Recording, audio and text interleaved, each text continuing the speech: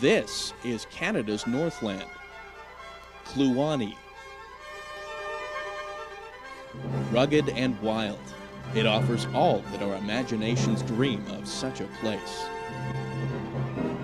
Timeless, this land has changed little since the first pioneers surveyed its mysterious horizons.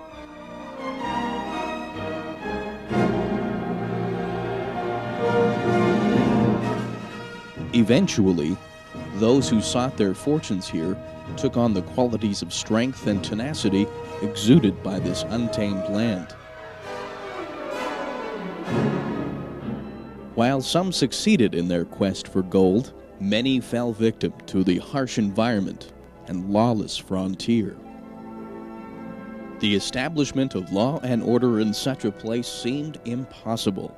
Yet law and order came in 1895, brought by Canada's Northwest Mounted Police under the command of Superintendent Samuel B. Steele, Lion of the Frontier. Of such great legends, mountains are named and climbed.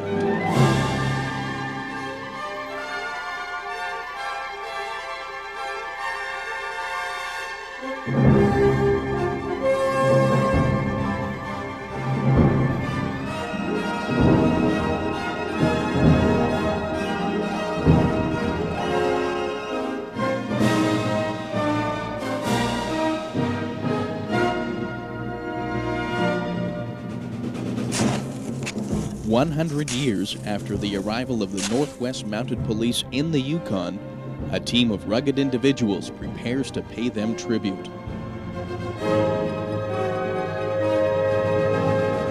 And so the legend of Sam Steele lives on.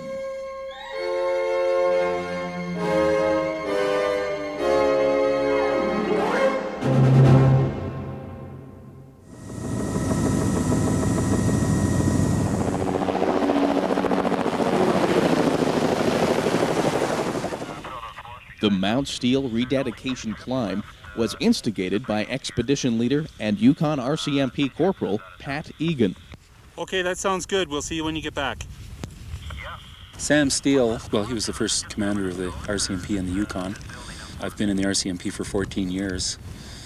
And this is sort of a chance to, pay tribute to him and all the men that paved the way for the good reputation that the Mounted Police has today. Joining Corporal Egan is veteran Kluane Park Warden and First Nations leader Ron Chambers. Ron maintains a special connection to this climb. My grandfather was a Northwest Mounted policeman, and he worked under Steele. Steele was his CO at the time, I guess they call it. And so I thought it was a pretty interesting connection to have, as having born and raised up in this area as well. So also with my connection with First Nations, I'd like to do this anyway as such. I'm hopefully trying to put the idea across to some of our own people that there's some adventure out there that we can have here in Kluane, which is part of our heritage.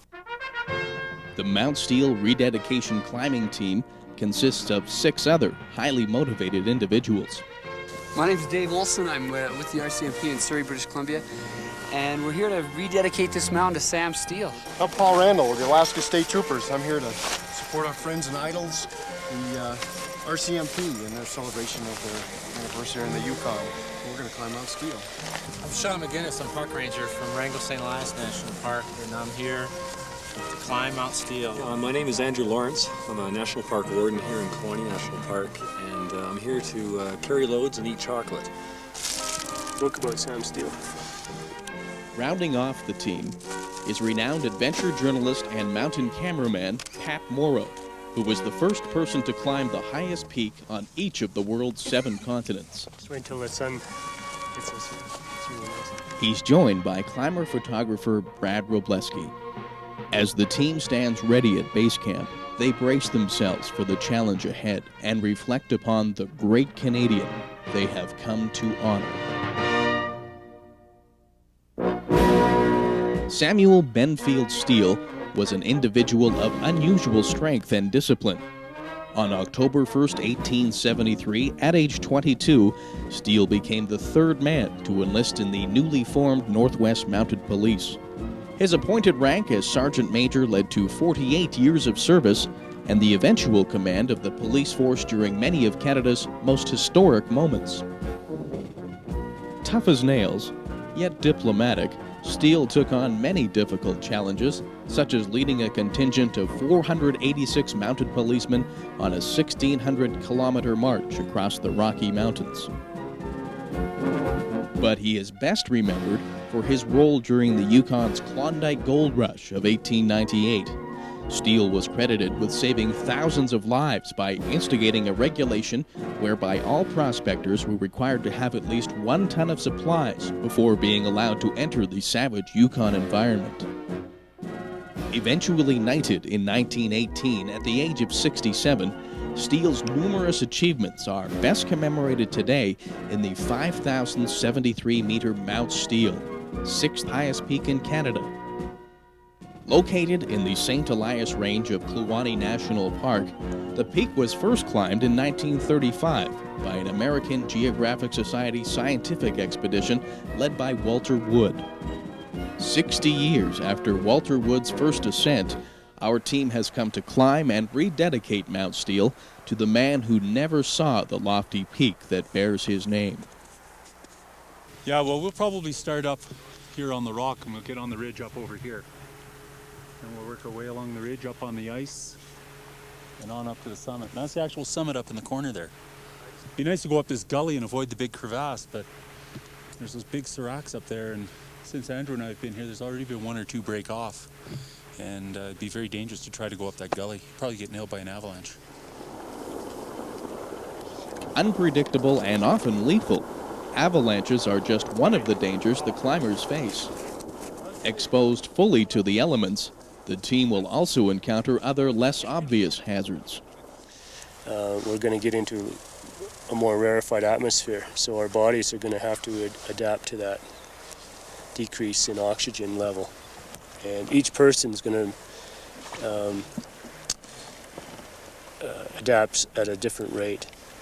And it can be painful sometimes, like headaches, nausea, sleeplessness, you lose your appetite.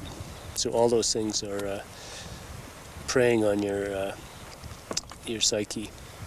Well, I'm expecting some extreme hot weather. As you can see again here, it's kind of a strange contrast because we're standing on ice and snow, and yet it can get extremely hot, and the exposure of sun is something else. So that's one thing we got to watch out for. The other part is you could end up with a nice sunny day and end up with about 60, 70 kilometer winds blowing. So that can cause you problems too. Nature echoes Ron Chambers. A gale force wind roars over Mt Steele's distant summit. The team's first challenge is this arduous slope, made up of dangerously loose rock and gravel. Base camp is dismantled and left behind. Better not seal this up yet. You got some stuff to stick in here, right? Well, I've been on Steele twice. The last time I was here a number of years ago, one of the biggest snowstorms I ever sat in was here on Steele. We had about almost 2.5 days of snow coming down. We had to shovel our tents out at night to keep them from collapsing. The biggest thing that I deal with is the mental attitude. I've done enough climbs so that I'm not apprehensive about doing it. If you're not into challenging yourself to do something different, then this isn't the place to come to. This is about the closest way you can get to know a bunch of people, because you end up in the same tents and you eat around the same area, and 24 hours a day practically. And then you have to look after each other when you're climbing. So it's a special kind of a place when you do things like this.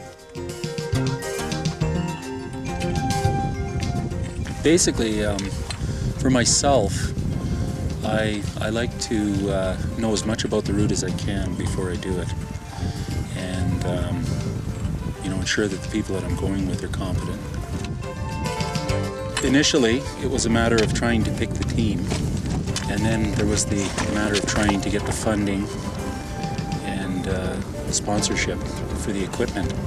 There's absolutely no public funds being spent on any of this. On a local level, the response in Hayes Junction was overwhelming.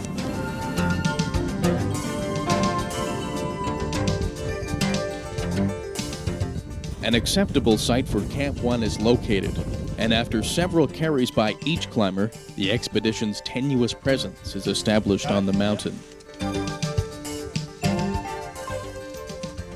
As a parting gesture of goodwill, expedition support pilot Doug McConan buzzes the team's new home. From Camp 1, the massive size of the mountain and undertaking become intimidating.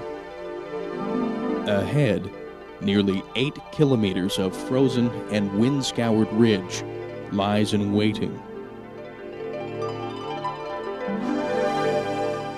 Over 2,000 vertical meters above, Mt Steele's Ison summit looms with indifference. Morning dawns masked by a veil of clouds. But soon, the golden Yukon sun burns through the mist, and the team prepares to move camp higher up the mountain. Equipment is carefully checked and organized. At first, the act of climbing is welcomed as a way to fight off the morning's chill. But as the day progresses, heavy packs and thinning air take their toll. As midday temperatures rise, morning's firm footing gives way to heavy, wet snow.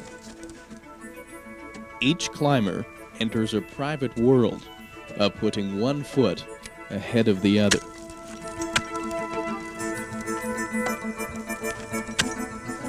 Steeper sections of the route are fitted with fixed ropes for speed and safety.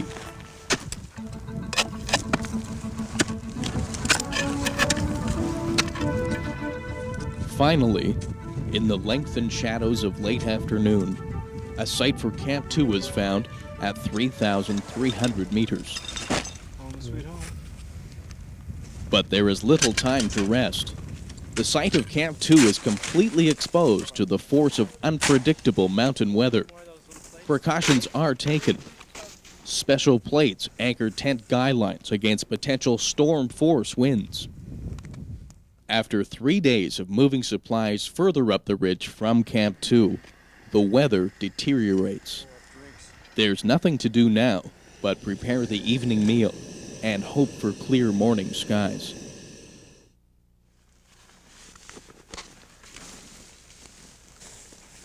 Half a meter of snow has fallen during the night. The unrelenting snowstorm and low visibility make moving on out of the question. Forced to sit and wait for conditions to improve, the team taxes precious food supplies. Okay, this is our situation. If we go high, we're going to need 5 days of food. Andrew and I have 4 days of food halfway to the next camp. Paul, you have 5 days of food? 4 days. Okay. We've got to make some decisions. We have to decide whether we're going to try to go down and get more food, or whether we're just going to abandon the whole thing and go down. Let's look at what we have to do to keep going. Sean, we left a whole bunch of stuffed food too, didn't we, down at the last camp? Big old stuffed sack of evening meals and chow and stuff. We just said. See, that's perfect. Oh yeah? Yeah. So that'd be good. I mean, that would be my suggestion. We just send, like one person, like a 3-man team down. After much deliberation, the team decides that a rope of 3 climbers must ascend all the way back to base camp for more supplies. It's their only hope for continuing with the climb.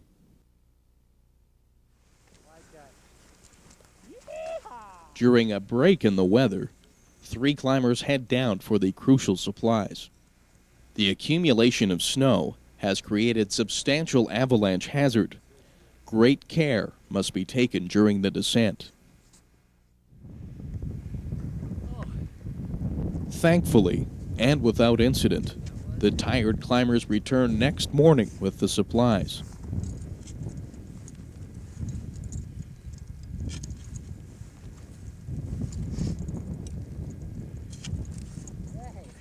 Soon afterward, the weather improves and a decision is made to push on.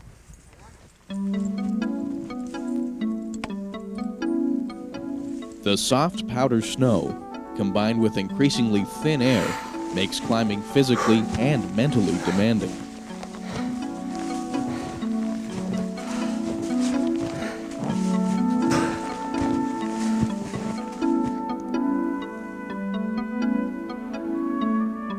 It seems to take forever, but eventually, Camp 3 is reached.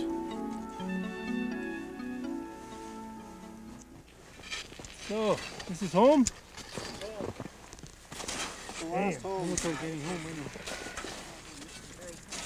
The site of Camp 3 places the team within striking distance of Mt Steele's summit. After a well-earned rest, conditions for a summit attempt are discussed. Okay, the weather looks like we're heading into a wind cloud up top. At some point up the route today, we're going to have to make a decision on whether we go for the summit or retreat. If we have to retreat, don't worry about it. We can always try another day, and at least we'll have put in some of the trail. Anybody have any questions? Okay, good luck. See you there. With roughly 20 hours of Yukon daylight, the team begins an all-out group summit attempt. But before long, unwelcome omens herald a change of weather. The steadily increasing breeze bears sparkling ice crystals and apprehension. Climbing along the edge of wind-sculpted precipices, each hard-earned footstep leads closer to the final objective, closer to the top of the mountain and into the menacing wind. Before long, it becomes obvious that carrying on in such deteriorating conditions may be too risky. The group prudently decides to descend and try again if and when better conditions permit. It is a very wise decision.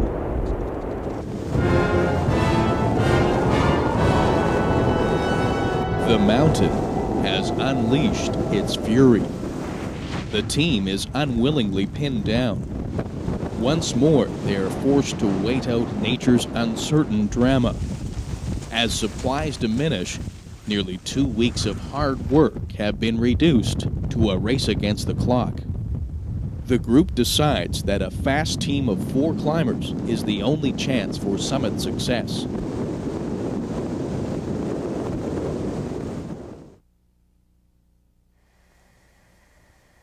The windstorm at Camp 3 finally abates. It has been 14 days since the climb began. For Brad Wrobleski, Paul Randall, Pat Egan, and Andrew Lawrence, the final dramatic summit attempt begins at the unlikely hour of 8 p.m. The wind's been going up and down here off and on. Sometimes it gets not too bad, but time will tell, I guess. We'll just watch them for a while here.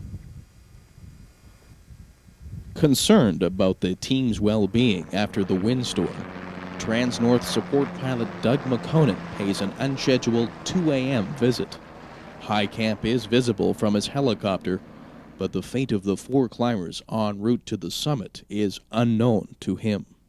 They are out of sight and on their own. Finally, 10 long hours later, Brad Wrobleski and Paul Randall return exhausted, but they have made it to the summit. How was it? Hard. Was it? Yeah. How was the top? Was it really icy or was it? It was all styrofoam, but it was way All right, good job. 4,330 feet from here to the summit. That would make a difference. And on the way down, we got lost. You guys want to crash out for a while? Thanks. Where are the other guys? Should be coming along. Should be They coming were still behind us. going up, you know. Oh yeah, they were about 10 minutes from the summit. Hours pass with no sign of Pat Egan and Andrew Lawrence. They should have returned by now. Secretly fearing the worst, the climbers continue a hopeful vigil until Egan and Lawrence have also successfully reached Mt Steele summit. Hey, that was great. Way to go. All right. Good job, buddy. Good job, Give man. it a pack. Thank you. We'll look after it. You okay? Oh yeah, Good. yeah. Just be A careful. little dehydrated. I'll bet. We got the stove going. Yeah. Good to be back. It's nice to be back. Congratulations, Andrew. Well done. Thanks. Good job, buddy. Elated to be safely back at Camp 3, the details unfold of their frightful descent under perilous conditions. So you guys bivvied in a hole or something? We dug a little platform with our axes. Yeah. See, Andrew's eyes were frozen, eh? From the wind. He couldn't see. How you doing? We made a little nest halfway down the hill. Oh, did you? Yeah, we couldn't tell where we were going. Oh, we were tense.